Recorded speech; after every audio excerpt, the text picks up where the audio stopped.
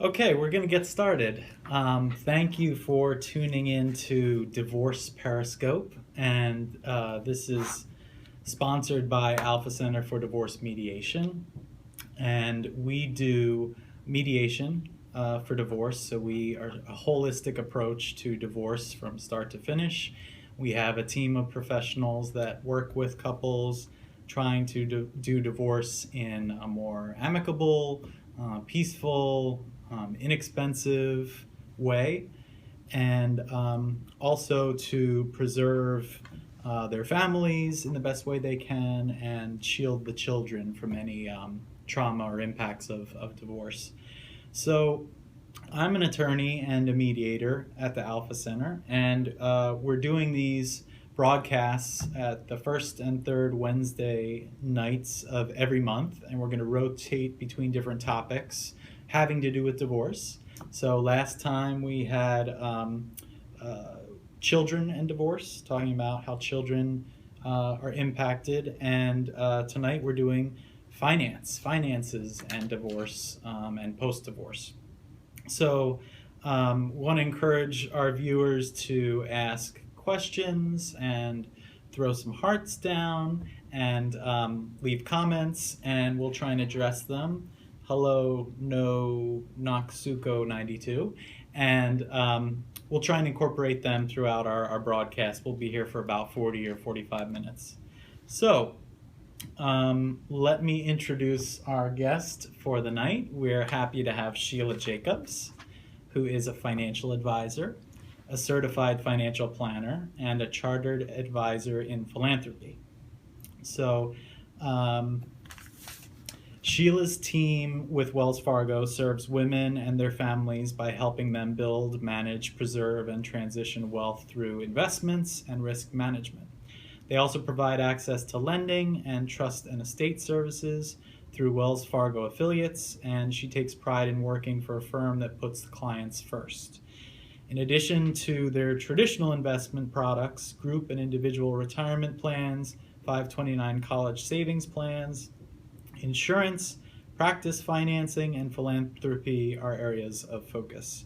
She is a certified financial planner practitioner and chartered advisor in philanthropy and has been an active member of the community for over 10 years. She's currently president of the Women's Business Forum of Bucks County, an advisory board member of the African American Museum of Bucks County, and a board member of Urban Promise. And away from her office, she enjoys time with her family, friends, tennis, and running. Sporadically. Okay. Better than me. So thank you for coming and being my pleasure, on the absolutely. Broadcast. Thank you for having me.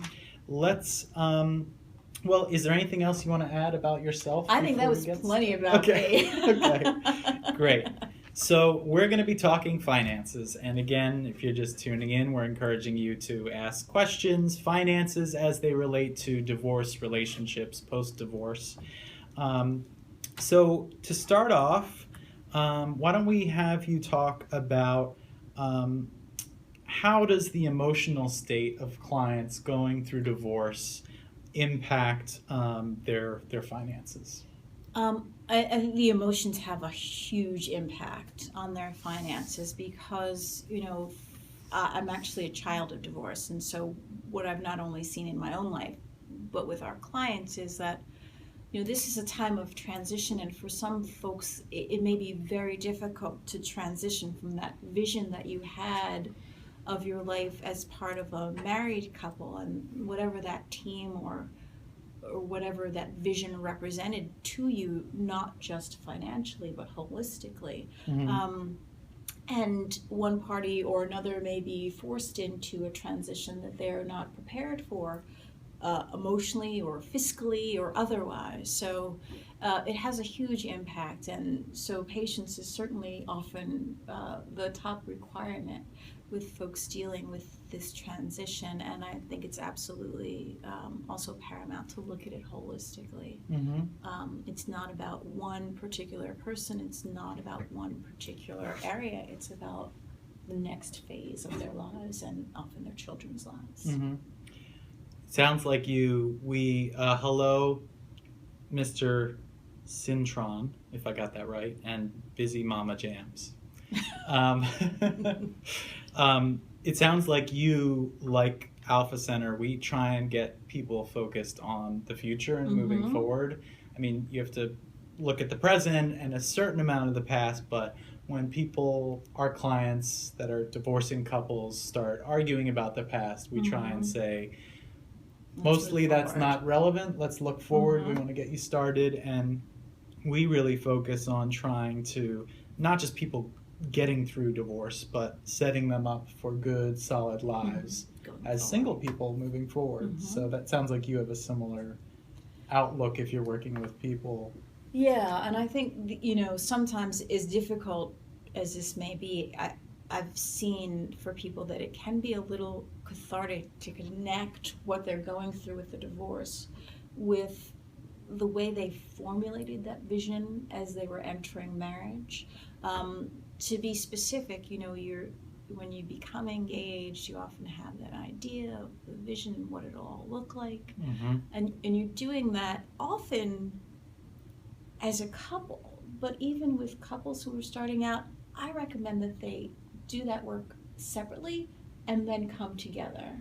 So if we do it right, they can, now that they're transitioning into being divorced, ideally, I think with your format, they're at the table together.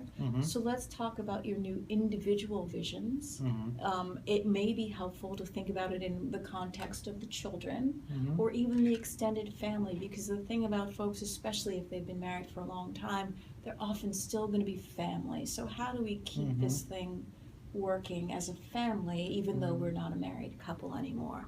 So what I have people do is really think about vision and try to be specific, thinking about things that they value.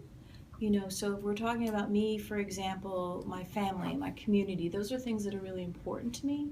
And so that would be part of my vision, to keep them at the forefront. The vision is really the roots for the goal setting that comes in the next step.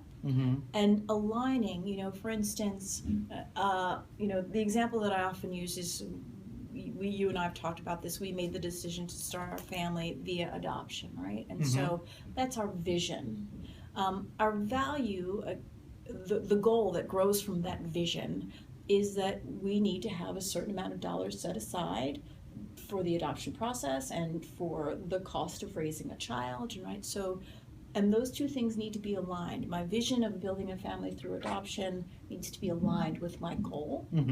And so that's why I said the vision's the roots. So help people find their new roots, and transplant, if you will, right? So our vision is this, that, and the other as individuals, and now let's come together with a new plan as a divorced couple, again, centered around family or extended family may be easiest, and figure out what our new vision is, and those will be really solid roots for goal setting.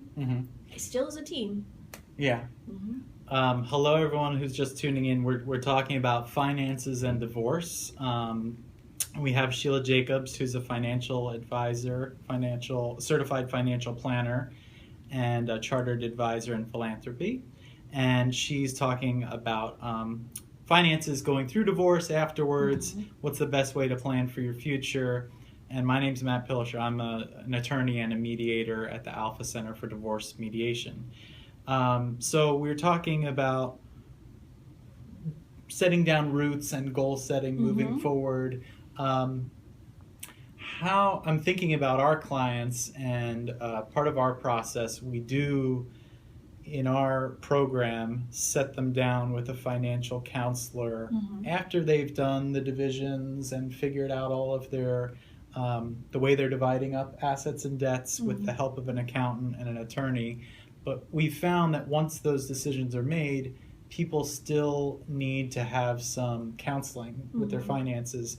And do you find that the reason we did this was, in relationships, we often gravitate towards different roles. So my wife handles all the bills. I handle all the shopping and getting the cheapest groceries and loading the fridge. And so when you come out of a relationship and you've perhaps never budgeted before, You have to do it's both. a really good idea, right? So how do you suggest people try and educate themselves for all that's needed to run a household when they're coming out of a marriage where they haven't done all of it? I think the key word is education, and I would say if there are folks who are together who are watching this program, it needs to start while you're married, if you can, right? But the key word is education. So educating yourself, and it is wonderful if you can have a dialogue with the person that you're not going to be married to, but ideally you can maintain enough of a relationship that person is a source of information. But beyond that, tuning into things like this, excellent. There are great websites that you can reference. But most important is really, and as difficult as it may be, having a sense of at least your direction. If you don't know exactly where you want to end up, have a strong sense of your direction. So if you are all of a sudden the person who, okay, well, I did the groceries and the household stuff more often before, and I do need to manage the bills, where do I go for information for managing bills? Certainly, they could reach out to someone like me who is a holistic planner. That's a nice place to start. There's a wealth of information. One of the things that I do on my LinkedIn page right now is I use various websites for information that we're allowed to pull from that have topics of interest. So, I mean, the internet is a wealth of information, and I would encourage people not to use one source. But how do you budget? It's your family business is what I call it, right? So running the household should be run very much like you would run a family business. So, how much is coming in on a monthly basis? Very sort of basic. Don't go deep, right? Just high level. How much money is coming in on a monthly basis? And we can call that your fixed cost. Although I'd say fixed costs aren't necessarily fixed. If your costs, your expenses aren't aligned with your goals and your vision, then shift some things, right? But understand what's coming in terms of monthly income, and then figure out what the fixed costs are, and ideally the fixed costs are less than the monthly income, right? Again, if they're not, adjustments need to be made, and those can be, especially when so much else is changing in your life, it can be difficult. I personally have coined this, though, fiscal maturity, right? And so at times like this, we have to stand up for ourselves and for our children and maybe set the example for others, and it can be really difficult. But understanding what's left over after the fixed costs are covered, sort of your discretionary income, those would be the dollars that you would allocate to other things. So, for instance, I think that one of the things we encounter most often is if one partner or another is bringing earned income into the household, right? And so all of a sudden, that person who hasn't necessarily brought earned income has to plan for their retirement. And they're like, oh, well, so we were counting on that other person's 401k for retirement. What do I do now? So, having someone, maybe an accountability partner, whether it is your attorney or your CPA or your financial advisor or just a friend who's going to be a sounding board for you, I would encourage folks to make a list in the same way I would, encourage them to make the list of the values and the goals, just areas where they need some education, just shoring up on their knowledge. And then not take it all on at one time. It can be, enough is already happening, right? And so I encourage, whether it's goal setting or vision or figuring out the discretionary income, doing that math and what bills do I have, one thing a week. I wouldn't take on more than one of these at a time. Carve out a couple of hours, write down your steps. Okay, well, this is my new vision for my life. These are my new goals for my life. These are areas where I need to sort of shore up my knowledge. And so that's really not 1 week's work. That I would say 3 weeks, a couple of hours, 1 week at a time, doing the work on them, and then setting aside. And if you keep that promise to yourself that I'm going to work on this, I think it also, I've found, helps people move forward a little bit better. I've done this, I'm moving forward. if you're just tuning in, we're talking about finances and divorce and financial planning. And we have Sheila Jacobs here, who's a financial advisor. And um, sitting down and doing a budget can be a very scary and intimidating thing for people if they have never done it. And I feel like a lot of times people will just avoid it and try and stay ignorant, rather than, even though if they know, they need to look at, basically a P&L sheet, like you said, like a small business, like how much money is coming in, how much money is going out. It's easier and easier for people to live on credit cards these days, and particularly when people are coming out of a marriage, they're on shaky footing often, and they'll use credit cards to sort of keep up with the same lifestyle, or just like, I can't change anything else. I'm just going to stick with what They might not want the kids to feel the impact. Yeah. And so, I mean, our program makes each spouse sit down and do budgets, and we hammer down the budgets and we talk about the future. And so we will try and help them get through that, but not everyone is doing a divorce with Alpha Center. And for people who aren't, how do you, I mean, I know it's education, but how do you think, maybe it's the accountability partner, how do you get people to start doing this when it's so scary? Yeah, so this is not unlike diet or exercise. Yeah. It's not unlike getting organized. It's not unlike any of those things that can be painful. But I know firsthand, so if you develop patterns that are beneficial, like a better diet and exercising, you feel better on the other side, right? And so, but the flip side of that is you often have to be self-motivated or have somebody who's really going to tell you truth. Don't choose an accountability partner who's like, yeah, you're doing great, you're fine, when you're clearly not, right? Yeah. Choose that accountability partner who tells you the truth, whether or not you want to hear it. And ideally it's coming from a place of love and caring. For me, I can always count on my mom for that. She tells me the truth when I don't want to hear it. Right. But, it may not be your mom. It can be your best friend. But that sort of truthful relationship can be beneficial in so many ways, especially at a time of transition like this. And the other side of it is, I was talking to my little brother, who won't like that I called him that, right? He's a grown man with 4 children and very fiscally responsible, right? But, he's very fit. And we're I don't know if he'll let me, well, we're over 40 now, so hopefully he's not watching, right?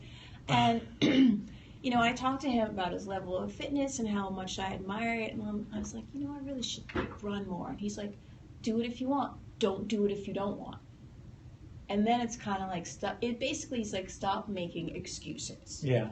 And so really, the thing again the reason why I start this process with vision and not just jump right into goals is because you need to have that attachment. You need to have those roots. So why are you doing this?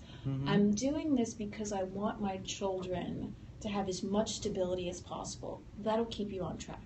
I'm doing this because I want to set a good example for my kid brother, right? I'm doing this because I need to prove to myself I can. So sometimes it's the accountability partner, but if you can stay grounded in the vision, I have just found that it works much better than just saying, okay, I know that next Saturday I'm going to do a budget for 2 hours. Why are you doing that budget? Yeah. Because my kids are really important to me and I need to do this for them. They need to see me getting through this. They need to see me come out the other side of this, a stronger person and a better example for them. So I just think it's so important to take it a step further, back beyond goals. Right. Got to stay grounded in the vision. Right. That makes total sense, and I want to follow up. We're talking with Sheila Jacobs, financial advisor, certified financial planner, and chartered advisor in philanthropy. I want to encourage anyone who's watching to ask questions or make comments. We're talking about finances and divorce, and financial planning in general, I guess. But we're a divorce mediation firm, so we're talking about in the context of people getting divorced. So Sticking with that vision, Mm-hmm. I missed that question. I don't know if you saw that question. When you're getting divorced, part of what you're doing is having to change this vision that you Mm-hmm. had. You already mentioned this a little Mm-hmm. bit, but I have clients all the time that say, I was planning to retire with your retirement account Mm-hmm. because we were going to be married and we were going to Mm-hmm. retire together, and I wasn't planning to get divorced. And you're not doing that anymore. Right. And that can be tough to say, but there's a kind way to say it. To say, look, you're still going to retire, and so where do you want to go? What do you want? If you want to do one thing for yourself, let's think about that. Let's be forward-looking, as we discussed before, right? Let's talk about that one thing that maybe that other person never wanted to do, but you kind of wanted to do. Maybe we start there, because this is really about you. So what does this liberate you to do? What does this free you up to do? Let's try to look on the bright side, even if it's a little bit of glimpse of sunlight. Yeah. Let's find that for yourself.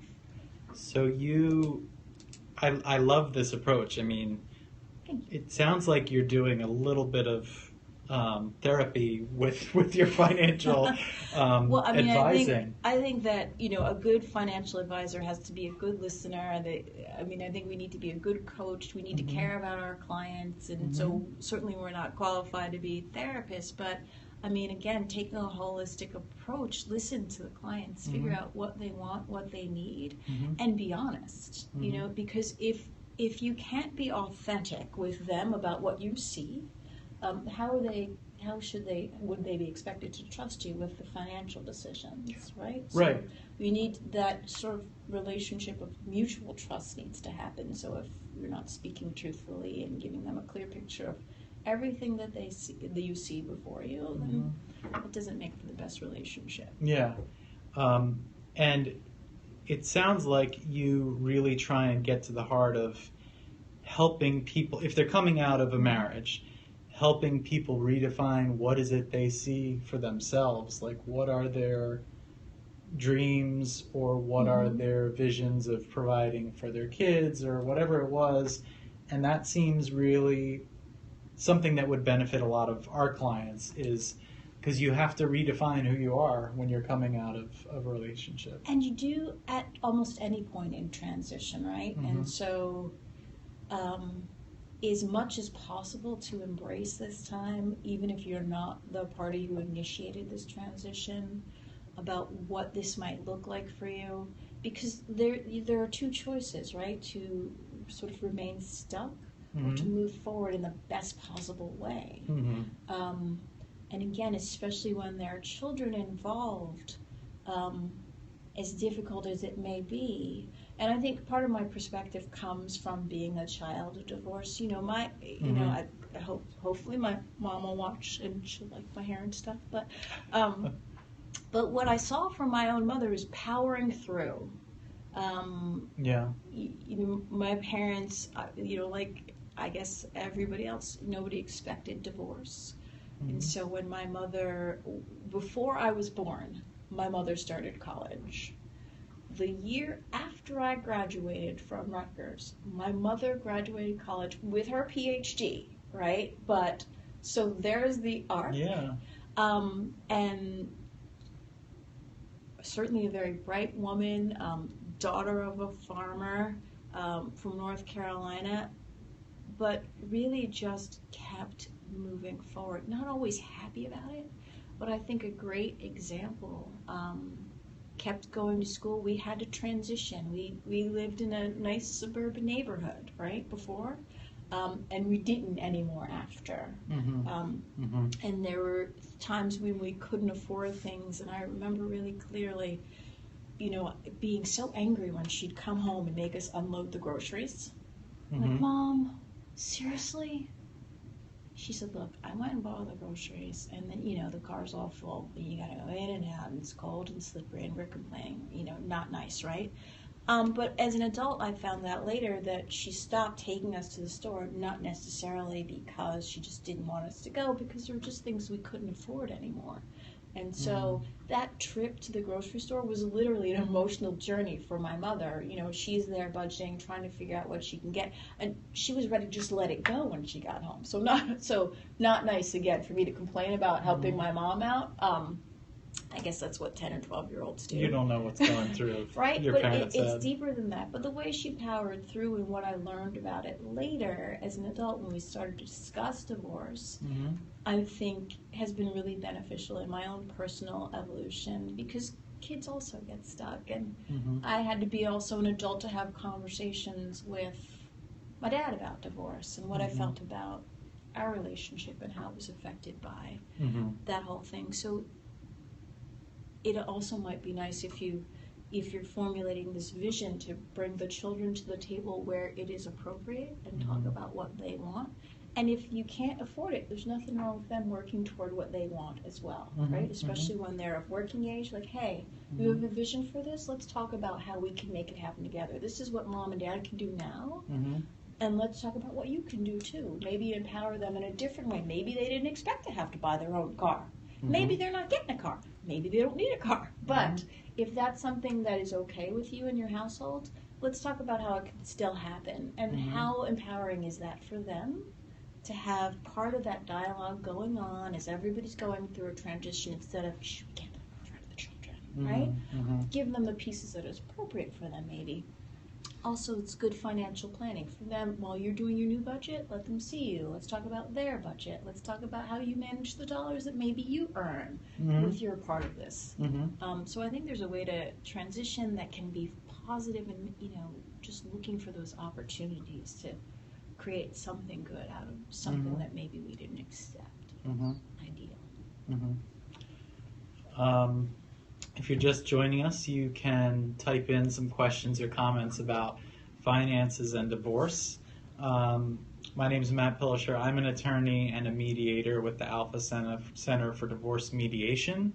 So we're doing these conversations the first and third Wednesday of each month, different topics as they relate to divorce.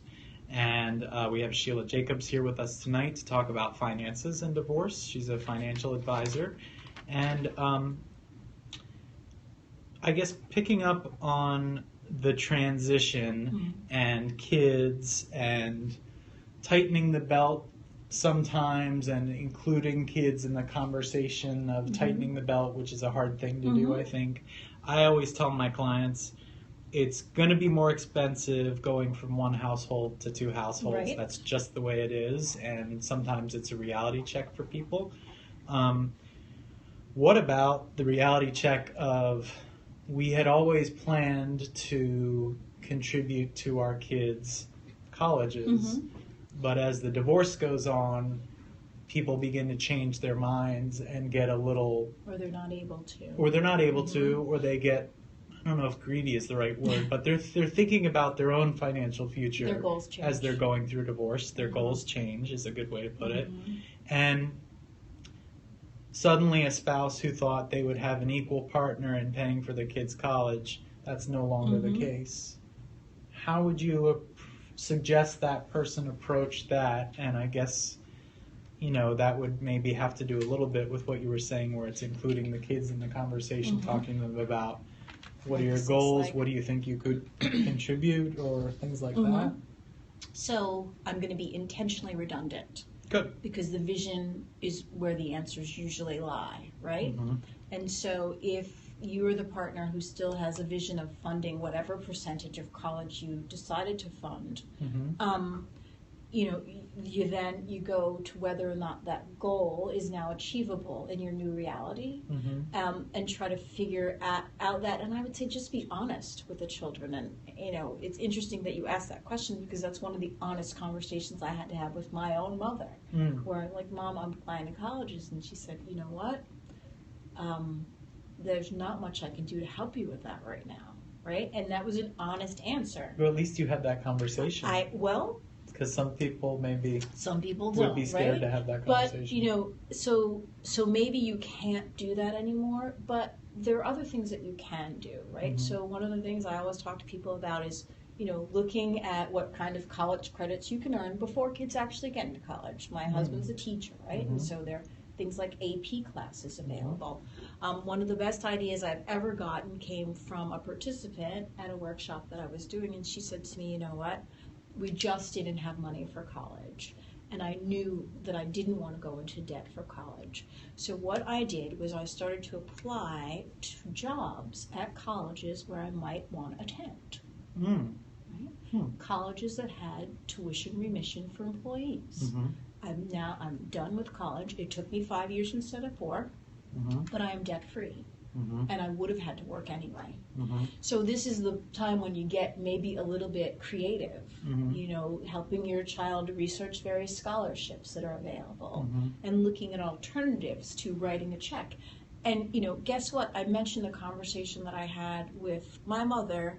I'm the middle child, right? Okay, we can talk about that off camera, right?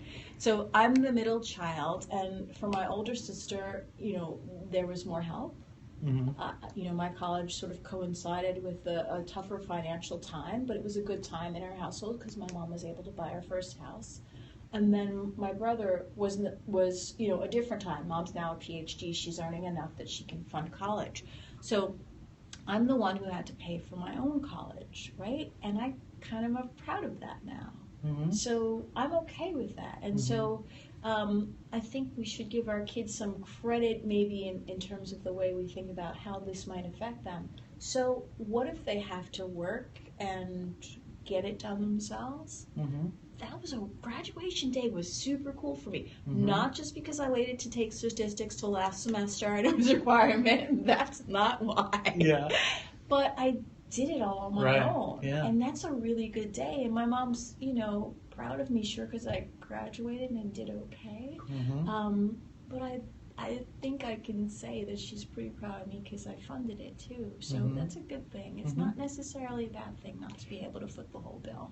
That is interesting you bring that up, because I was going to ask you a question about kids contributing or paying their own way, and what are the options, because sometimes parents feel like, oh, we have to pay for our kids' education. It's just, there's no way they can graduate with a penny of debt. And it's a hard situation if we're dealing with couples going through divorce.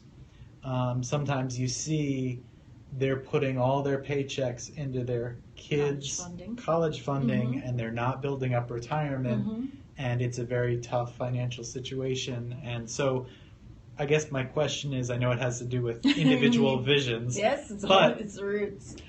It's not always the best option for parents to just pay for their kids' It isn't, education. even when you can. You know, it has to be right. So I'm blessed to have 2 sons. They're just really different. One of them is looking, I'm sure he's on my computer right now because now I'm not at home, checking out Amazon to see what he can buy next time he earns money, right? The other, you know, when he earns money, and I use that word intentionally because my children earn money, I don't give them money, and they're 6 and 9. So when he earns money, he basically just hands it to me to put in his savings. So even with one family in one household, children are different and they need different things. You know, my spender will need different financial lessons than my saver. And you know, you give them what they need. You give them the best that you can, but you give them what they need as well. So paying even when you can isn't always the right answer. And I think that one of the things that we have to remember as parents too is that personal finance is not generally part of curriculum, whether we're talking about K through 12 or at the college level, right? And so when we're thinking about whatever legacy we want to leave them, if financial security is part of the vision of that legacy, you can outspend any amount of money, right? But teaching them how to use that tool, that money is a tool for your vision, for achieving your vision, right? And so training our children how to use that tool is a pretty good idea, right? And so again, opportunities to bring them to the table, into the conversation, even when we're in transition we didn't expect to be. this is such a fascinating topic in and of itself, but I want to come back to Yeah, I want to make divorce sure we because we're hit a sort of going off couple of points too that you know, are important. Yeah, so college, yes. Mhm. I want to make sure we cover Mhm. topics you think are important, but I guess one point that I was thinking of is what's sort of the best first action step for people coming out of divorce to get a control of their finances? So I actually have written right down there is make your lists, right? So make your lists not only of your vision, not only your goals, keep them really compact if you can, 3 to 5. We're talking about, vision. Again, faith, family, community, those are things that are really important to me. What are the goals? So yeah, in part funding college, but funding adoption was really important, and supporting the nonprofits that are important to me. Those are things important. So make those lists first. You can always change them. They're not forever just because you type them, right? You can change them, but making those lists is really important. And then setting aside the time to do the work that you need to do. Again, just like diet or exercise, right? We have some hurdles. We have to develop some new patterns and a new lifestyle. So then setting aside the time to do the work that's indicated by that list. Getting a handle on the net worth. So the net worth is your snapshot. Okay, this is new reality for us now. Where are we, right? Mm-hmm. If your net worth is negative, there's some work to do, right? If your net worth is positive, maybe you can allocate some of those dollars to the goals that you've listed, right? If your net, you're sort of even, then you allocate some of the income to each one of those goals that you've identified in the appropriate proportion. And again, it's a brief conversation, but this might be where you bring in the professional. So you're like, okay, well, this is my vision, these are my goals. Let's say the net worth is positive, so I'm going to allocate some of that to the goal. But now I have this income or these other assets, and so how do I allocate them? How do I invest this? Does it need to even be invested, or should it just be set aside in a safe spot? And that's where you bring in the professionals to have that conversation, and that's a new kind of accountability partner. And by the way, there's nothing wrong with bringing both of your accountability partners to the table, especially at a time like this. There's nothing wrong with bringing your good friend or family member to a meeting with a professional, and they'll tell you the truth for sure. Exactly what they thought of the person, right? So in developing that written plan, again, that might be something you do with a professional, and it's not something you have to do forever. The only thing that we know for sure is that stuff's going to change, right? And we're already in transition, so no doubt stuff's going to change. But having that sort of roadmap, you can always take a detour if you choose to, and life may throw you into a detour. But a written plan is really helpful because I find that it helps people stay grounded, and then making sure to review that plan. And we talked about so education and learning how to do the stuff that you need to do. Start asking questions and don't ever stop. Some of my favorite clients are the ones that ask me the tough questions. I get stretched, they learn, it deepens the relationship. We have a collaboration happening instead of, some professional person saying, oh, this is what's best for you. That's not interesting or helpful, in my opinion. People need to be collaborative for it to be a good relationship, and for them to be able to take control and ownership, which might be particularly important during a time of transition. I do want to touch on a couple other things that I feel are really important. Let me reintroduce everyone. And we also have Matt behind the camera Matt. helping us. High five. If there are certain questions or comments he's going to filter out and give us that are related, you can send them our way. Maybe Rick can say that. Oh. Okay. In the future, please follow at Alpha Divorce for us, for more of these casts. So we have Sheila Jacobs here with us, who's a financial advisor, to talk about finances and divorce. And if you're just joining us, welcome to the conversation. We probably have, we'll go 10, 15 more minutes, maybe. If you need to, we'll sure. see. Yeah, Well, I'm having fun. okay. Yeah. So I have a few more points, but why don't we keep going? So they're just things that I find that people often forget. Yeah. So I made a list of them so I wouldn't forget. And so we talked about college funding, but very recently I had a call from an old friend who told me, hey, I'm getting divorced. I don't know if you heard, and I hadn't. And she told me, some of the things that she discussed with her attorney, and they have they have 2 small sons. And I said, well, have you talked about college funding, how that's going to happen? She's like, oh, no, we didn't talk about that yet. I'm like, okay, well, before you leave the table, before this is all finalized, talk about what your vision is for it, what the goal is, and then how that's going to get funded. And I said, okay, and she was the spouse that did not earn an income in this relationship. And so I said, well, do you have life insurance? Did you guys have life insurance? She said, yeah, we do. And I was like, okay, well, if your goal is for both of you to participate financially for the children going forward, then I think you need to talk about how that life insurance is owned and controlled going forward. Because if one or the other of you isn't able to keep up your end in this negotiation, then that needs to be a concern as well. So we talked about college funding. We talked about life insurance.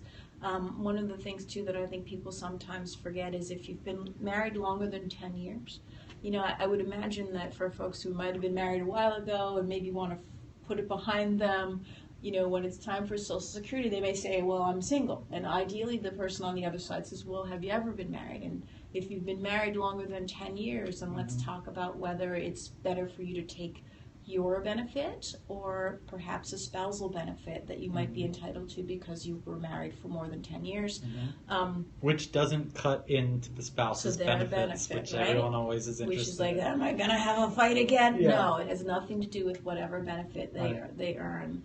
So that's really important. And the other thing is when we're talking about employer-sponsored benefits. So again, who's going to insure the children? How are they going? That's something that's often forgotten. And then beneficiary designations. Again, if you have retirement plans or annuity contracts or insurance contracts and things where beneficiaries can be designated, update them appropriately and talk to your professionals about whether or not you need to control the ability to update going forward. If you're the beneficiary now and you need to remain beneficiary, how do you make sure that happens for you and your children or whoever you're responsible for? And then, the estate plan. We have an example in our own team of a man who wanted to leave his ex-wife as his beneficiary on one particular contract, and so he just left it, but left it as spouse. And so there was a problem because she's no longer spouse, right? And that caused all kinds of issues, right? And so just being careful about the way the estate plan is structured to make sure that still works and that your wishes are really, that folks are really able to honor your wishes. So just a few of the many things I'm sure that people may not think of that I think are important.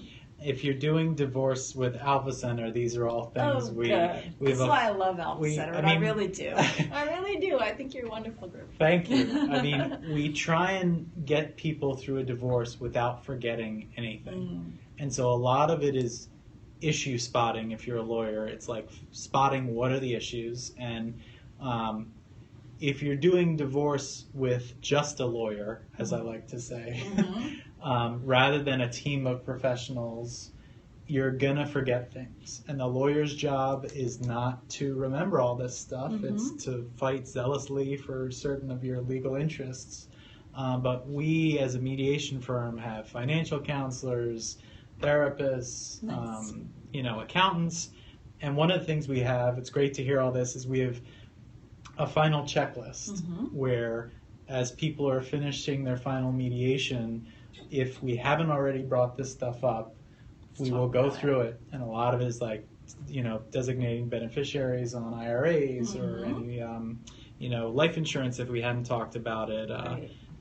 debts, transferring titles, all this stuff. So it's really good to hear you bringing this stuff up, and that's some of what we have in practice. Are there any other topics? I think I covered everything that I had noted. Let's see what you have. So, the two major points that I'm hearing from you as it relates to advising on finances, and we're talking about divorce and finances if you're just tuning in, and we are encouraging you to make comments or questions that we can take advantage of our professional that's here to talk about finances. But the two major points I'm getting so far is that financial planning is highly individualized. Totally, absolutely. And so figuring out what your vision is for your life is just such a huge first step before then putting the finances into place to figure out how to get to those goals. Yes, because the planning is just the tool to achieve the vision, right? Like, so if you're building a house, you probably need a hammer and a saw and some stuff. You can say, I want a house. Well, you're going to need some tools. Or a good contractor. But so we've talked a lot about financial planning and intentionally really haven't discussed an investment at all, because all of that has to flow from the vision, and it's all, as you said, very, very individualized. Yeah, so that's the one point, and it seems like I'm trying to think of how people can get started on that, because it seems like education is the number one thing. You said you're going to educate your one child who's a saver on different things. Is that a question or a comment? We did have a question come in. Let's hear it. The question is from Aunt McCarthy Law. What about insurance settlements, such as one received while single but interest accrued during marriage? Say it again. Let me repeat. Yeah. What about insurance settlements, such as one received while single but interest accrued during marriage? Well, that sounds like generally a legal question, but I'll talk about that from a net worth perspective. It's just like everything else. So it's an asset, and when you're calculating, you've done the vision, you've got the goals, and you're calculating discretionary income, and then you're looking at that net worth. Whatever your assets are, just like any others, you would put that there in the appropriate spot and then make sure you allocate it to a goal or use it for later. So that's the financial aspect of it. And we're not getting too deep into specific legal questions since we're also trying to keep this national. But certainly in any divorce process, part of what you're trying to do is figure out what is a marital asset and what is a non-marital asset. And so you're trying to figure out what is the marital pie that you're dividing up. And that's going to be the same in any state. You're trying to figure out what is the marital pie. And so accrued interest on certain benefits or policies or investments, like any other asset, you have to figure out, is it a part of the marital estate? And that's going to be then up for division in the process of you separating and divorcing your spouse. So like Sheila said, it comes into the picture in terms of figuring out when you're walking away with it, how you want to invest things to get to your vision. Right. The other thing I was hearing from you is, okay, you have a plan, you have a vision, you've educated yourself a little bit. You need accountability to get there. So I really like that. That makes sense to me. And if you're in a romantic relationship, hopefully that person can be an accountability partner. But finding anyone, friend or relative or a professional that can hold you accountable to the action steps. Of course, I like the professional, right? So yeah. I love for people to come and see me. But, you have to find that person really who's, often people tell me, how do I know if you're the right financial advisor for me? What am I looking for? And I honestly think you need to interview a few people, but I think you understand if you gel with people, if they're really listening to you. You can certainly look at their credentials and their experience and look for designations like the Certified Financial Planner designation and things like that, and talk to people who you also, people you trust about who they work with. But I believe that education's an integral part of the planning process, and so that's just something that I try to inform, why I'm making a recommendation. Mhm. So that accountability partner can come in many different forms, but the bottom line, the most important thing is that you trust them to tell you the truth even when you don't want to hear it. Mhm. Mhm. So we have been talking about finances and divorce with Sheila Jacobs. Just going to check in with Matt and see if there's any other things we have to announce or questions to address. So we do these broadcasts the first and third Wednesday of every night. We're calling it Divorce Periscope. So we're switching between topics. We did the first one on children and divorce. Tonight was on finances and divorce. And on March 2nd, we're going to be talking about wellness and divorce, taking care of yourself mentally, spiritually, whatever wellness means. And we go between about 7 and 8 p.m. Eastern Standard Time. We're doing these on the first and third Wednesday of every month, and you can follow us at Alpha Divorce. So I'm just trying to think if there's any other things that I really wanted to hit. We covered a lot of things, and let me just take a look here.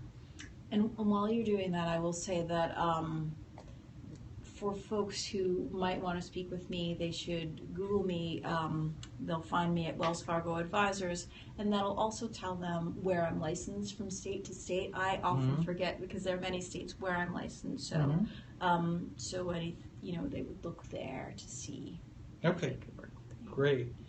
So I think we can end it there. I mean, there's so much to talk about.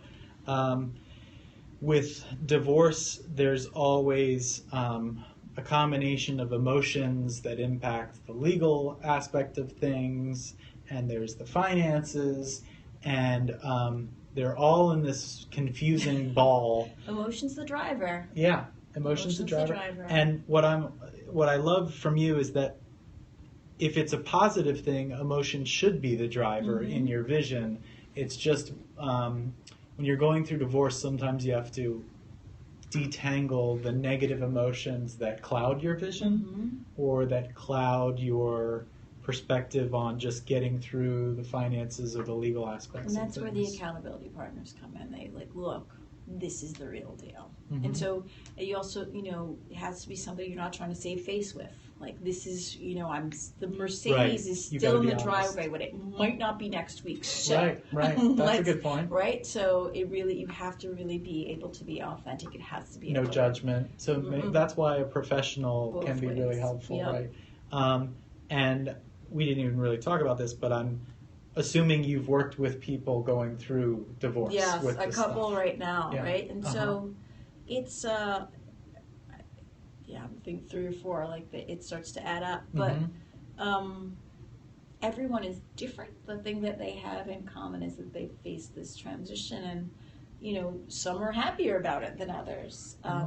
But the bottom line is, they're still, even when it's over, they're still getting through it. I think divorce is like so many other transitions where it just affects us in so many ways. Yeah. For the foreseeable future. Okay.